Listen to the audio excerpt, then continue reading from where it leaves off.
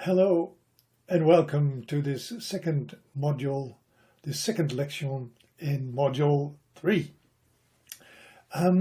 Today I want to talk to you and talk with you about what it requires to identify what the other needs.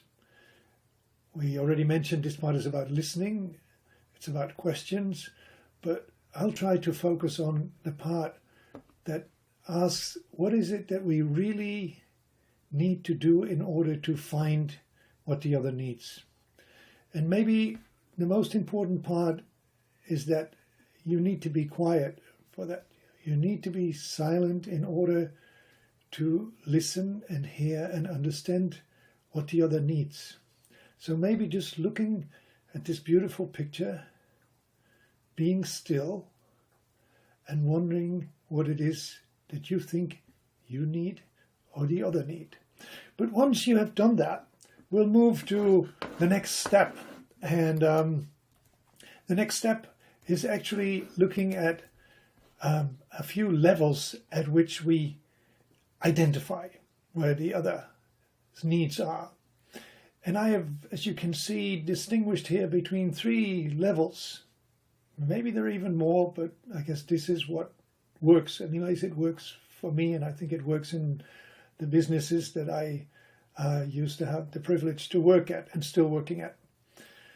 So when I try to identify the needs, in today's that's mainly with students and some coaching work, I always try to identify what is the need at the level of the head. And quite often you talk here about the physical needs. The needs like, what is it that somebody wants in terms of money? What is it that somebody wants in terms of career and position? Maybe training as well. And then the heart level, it's a level deeper, you might say. It's where we come to recognize the needs in terms of feelings. So the acknowledgement that somebody needs, the appreciation that somebody needs, but sometimes maybe even the more harsh things that we talked before in terms of feedback, even though that may be a gift that you give to the other, an inspiring gift. And then there is the level of soul. By that I mean that you should also try to be aware of what is it that somebody needs when it comes to this deepest level of what we sometimes call purpose, the meaning of somebody's life. It's a clear, distinct need that's often there, but people are not very aware about. The interesting thing is that most of the time we're very clear on the needs at the head level. I want more salary, I want a better position, I want another car. But it becomes harder when you go down and you go deeper, so to speak. I think that it's very important when you coach, when you manage, when you lead, that you try to think of all 3 of them. And we'll get back to that later more. And then there is also the areas. It makes, in my view, a distinct difference whether you talk about private and personal or whether you talk about work. And most clearly, I can maybe state that when you talk about private and personal, you talk about, when it comes, for example, to trust, you talk about personal trust. You want to be able to trust somebody as a friend, as somebody you can rely on, somebody who's there.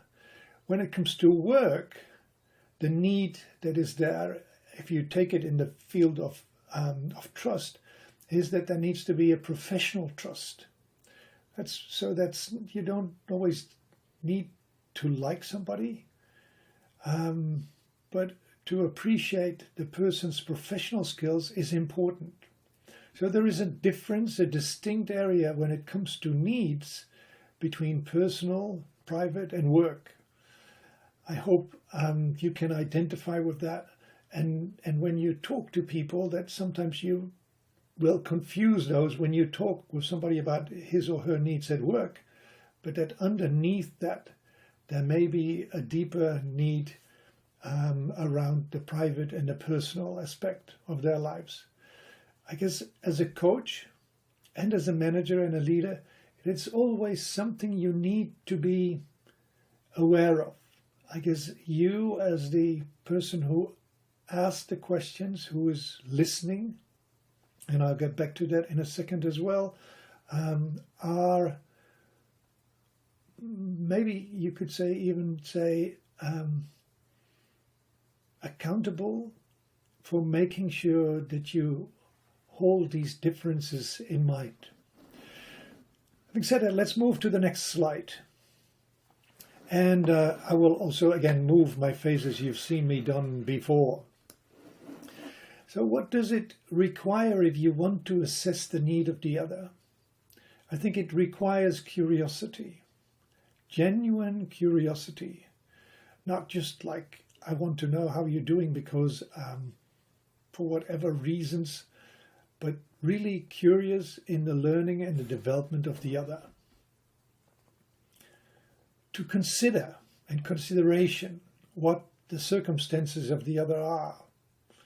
Try to see if you can get a full picture around this person's situation and take that into consideration.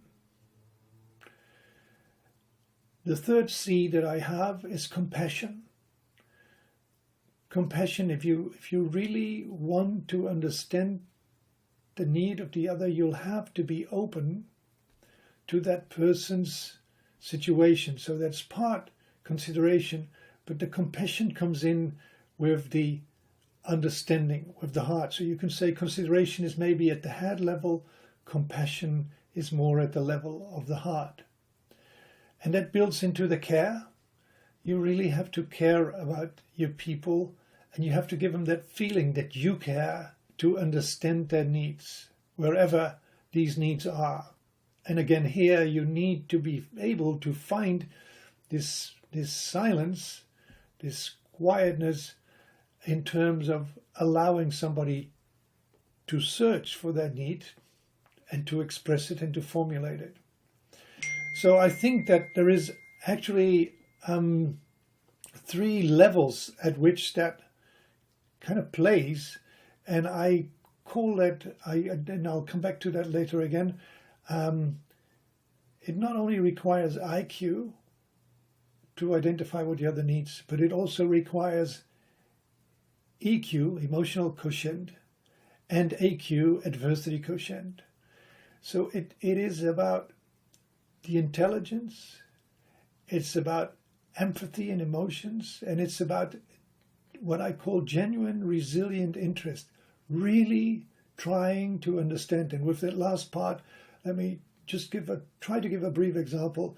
When you ask somebody, what is it that you need? Somebody may come up with an answer. I guess it's your role as a coach, and again, maybe as a leader, maybe even or as a manager, to probe and to really check what it is that people need. Is when they say, I need more money, for example, as a need, is that really their need? Or is there something else that is below that and that needs to be searched for? I think that is what AQ to me means. It means that you ask questions like why, again, only to understand what is behind it. And that's why I end this slide with the 2 words, love and trust. I think if you really want to find out what somebody else needs, what is the need of the other, then you have to at least professionally love them and trust them, again, as professionals. So let's move to the next slide. And I'll move myself a little bit again, so you can read everything that's there. So apart from asking faithful questions, and I refer to lección 3 of this module, where you will hear more about that.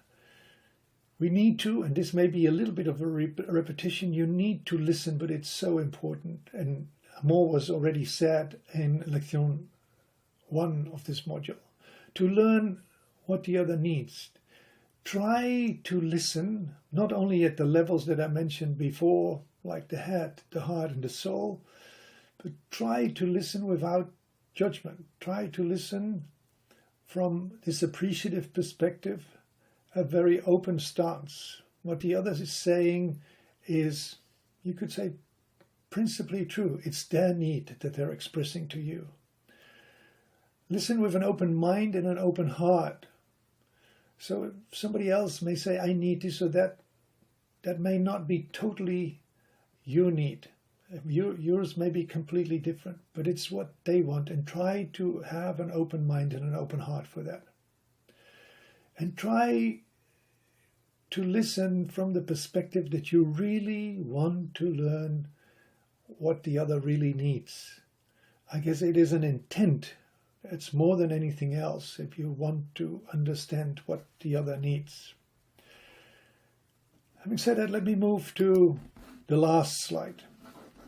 And my last slide, and again I moved myself a little bit, so I've done my full circle again. I gave this title, the header, Listening from an Appreciative Stance will help you identify the needs of the other. And I talked about the different levels. I talked about the difference between personal life and the business environment. But here I want to stress once more something that I found stressed in an article recently, that as a coach and as a manager and leader, you need to balance IQ, EQ, and AQ, whereby I've taken the liberty to say IQ is the head. Identify the needs at the level of your thinking, money, status, politics, as you can see here. EQ is heart. Identify the needs at the level of personal relationships and feelings, like friendships, being appreciated, and values, etc. And finally, AQ, resilience of the whole. That's how, at least how I've described it. The need to be acknowledged and have a heart for persistently pursuing the greater goals, if you wish, in your lifetime, the purpose. Now, maybe as a little piece of homework, just a question or something to reflect on. Can you identify situations where you really have listened to somebody, trying to identify their needs from these different perspectives? Have you been able to be quiet enough to let the silence be there? I started with that at the beginning as well. Let the silence be there to really hear, feel, and see the needs of the other. With that, I thank you for your attention, and I hope you enjoyed this session. Take good care. Warm regards, Joep.